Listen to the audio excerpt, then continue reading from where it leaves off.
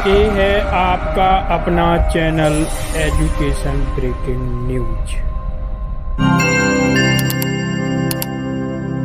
इस मॉड्यूल में हम आज डिटेल में चर्चा करने वाले हैं ड्रॉपबॉक्स स्टूडेंट के बारे में। ऐसे बच्चे जो हमारे लॉगिन पर दिख रहे हैं उनको हम कैसे मार्क करेंगे। इसके साथ साथ एक नया ऑप्शन शुरू हुआ है स्टूडेंट डिलीट का, इसके बारे में भी हम आपसे आगे बात करेंगे।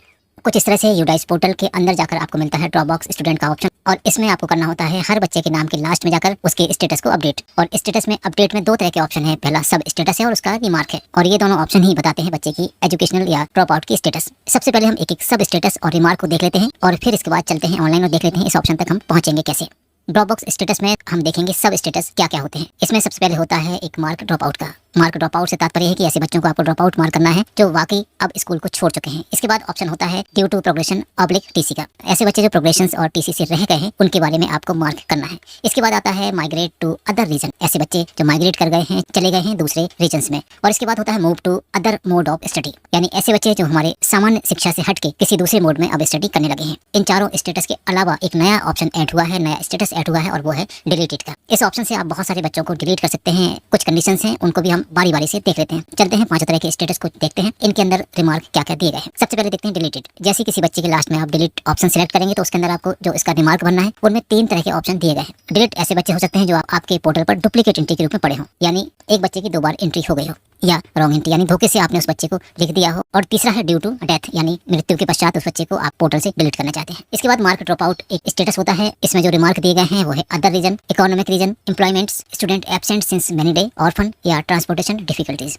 इस तरह से जो 6 रीजन दिए हैं, अगर बच्चा ड्रॉप आउट होता है तो इन 6 में से किन कारणों से ड्रॉप आउट है आपको ये मार्क करना है। इसके बाद अगला है due to progression oblique TC, और इसमें जो रिमार्क दिया है वो कुछ इस तरह से है कि एक्टिव फॉर इंपोर्ट या स्टेटस नॉट नोन। इंपोर्ट के लिए एक्टिव या उसकी अभी कोई जानकारी नहीं है, एक कारण ये भी हो जाता है। अगला है move to other mode of study, और इसमें सिर्फ एक ही रिमार्क नीचे दिया है, gone to study in open schooling या अनरिकॉग्नाइज्ड स्कूल। ऐसे बच्चे जो आपके ड्रॉप बॉक्स में दिख रहे हैं लेकिन कहीं ओपन स्कूलिंग में पढ़ रहे हैं या किसी ऐसे विद्यालय में है जो रिकॉग्नाइज्ड लिस्ट है उसमें नहीं दिख रहे हैं। इसके बाद है माइग्रेट टू अदर रीजन, और इसमें भी 4 रिमार्क दिए गए हैं। पहला है studying in other school in same block, migrated to other block या other district, migrated to other state, और माइग्रेटेड टू अदर कंट्री। अगर बच्चा आपके यहाँ से माइग्रेट करके चला गया है और इसकी आपको इन्फॉर्मेशन है तो आपको इन 4 ऑप्शन में से किसी एक ऑप्शन का रिमार्क उसमें भरना है। तो इस तरह से आपने देख ली सारे स्टेटस। प्रत्येक बच्चा जो आपके ड्रॉप बॉक्स में दिख रहा है सभी का रिमार्क इसमें आपको भरना है। आप चलते हैं ऑनलाइन, एक बार देख लेते हैं इस ऑप्शन तक हम कैसे पहुंचेंगे और क्या क्या हमें इसके लिए करना होगा।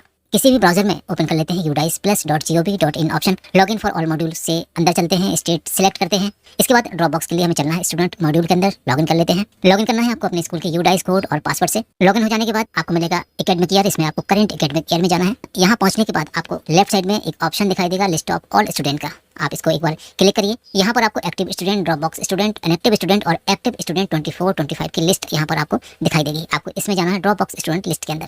जैसे आप यहाँ पहुंचेंगे तो जितने भी बच्चे आपके विद्यालय में ड्रॉप बॉक्स में पड़े हैं वो सारे बच्चे आपको यहाँ पर दिखने लगेंगे। आप माउस से स्क्रॉल करेंगे तो आपको यहाँ पर सारे बच्चे दिखाई देंगे जो आपके विद्यालय से निकले लेकिन किसी दूसरे विद्यालय द्वारा अभी तक उनको इंपोर्ट नहीं किया है, वो आपके विद्यालय में ही ड्रॉप बॉक्स में पड़े हुए हैं। और अब आपकी जिम्मेदारी है कि अगर बच्चे आपके ड्रॉप बॉक्स में पड़े हुए हैं तो आपको उनका रिमार्क एंटर करना है। यहाँ पर सिलेक्ट एकेडमिक ईयर का ऑप्शन आ रहा है, यहाँ पर रियल टाइम लिखा हुआ है। यहाँ पर रियल टाइम का तात्पर्य है कि अभी तक जितने भी बच्चे आपके ड्रॉप बॉक्स में पड़े हैं वो यहाँ पर सारे दिखाई देंगे, चाहे वो इस वर्ष के हों या लास्ट ईयर या और लास्ट ईयर के हों। इसके साथ साथ अगर आप फिल्टर करना चाहते हैं इस वर्ष के लिए तो 25-26 ले सकते हैं। अगर आप पिछले वर्ष के ड्रॉप बॉक्स से बच्चे देखना चाहते हैं तो आप 24-25 पर चले जाएंगे। हम रियल टाइम में देखते हैं, गो करते हैं तो आपको सामने जो लिस्ट यहाँ दिखाई देगी जितने अब आपके विद्यालय से ड्रॉप बॉक्स में अभी तक पेंडिंग दिख रहे हैं। प्रत्येक बच्चे के लास्ट में आपको जाकर देखना है अपडेट ड्रॉप बॉक्स स्टेटस, एक ऑप्शन दिया गया है। इस ऑप्शन में आपको प्रत्येक बच्चे का स्टेटस अपडेट करना है। सबसे ऊपर चेक बॉक्स लगा है, जैसे आप चेक बॉक्स क्लिक करेंगे सब स्टेटस ओपन करेंगे तो वही सारे ऑप्शन जो मैंने आपको शुरू में डिस्कस किए थे यहाँ दिखाई देने लगेंगे। मान लीजिए कोई बच्चा आपको डिलीट करना है तो आप यहाँ पर डिलीट क्लिक करेंगे। इसके बाद जो भी ऑप्शन यहाँ पर दिखाई दे रहा है आप उसको सिलेक्ट करेंगे। मान लीजिए पहला ऑप्शन हम सिलेक्ट करते हैं डुप्लीकेट एंट्री का।